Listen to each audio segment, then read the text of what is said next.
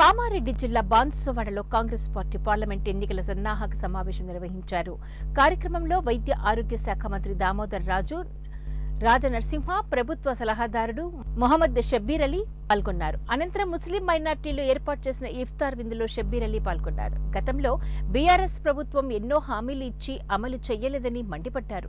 తెలంగాణ ఇచ్చినప్పుడు 10,000 కోట్ల నగదు ఇచ్చాం, ఇప్పుడు మాకు 8,40,000 కోట్ల అప్పు చిప్ప కేసీఆర్ ఇచ్చాడని మండిపడుతున్నారు.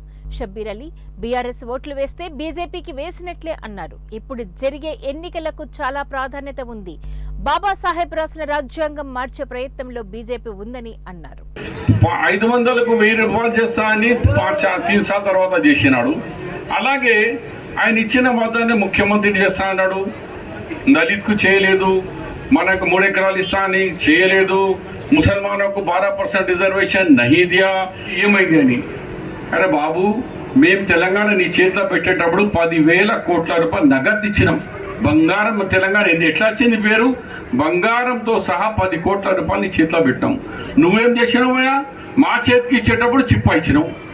ఆ చిప్పలో ఏమున్నది, 8,40,000 కోట్ల రూపాయలు బాకీ పెట్టినాం. बीआरएस को, यानी टीआरएस बीआरएस हो गया तो टीआरएस बीआरएस नहीं, डायरेक्ट आप बीजेपी को डाले, ऐसा होता।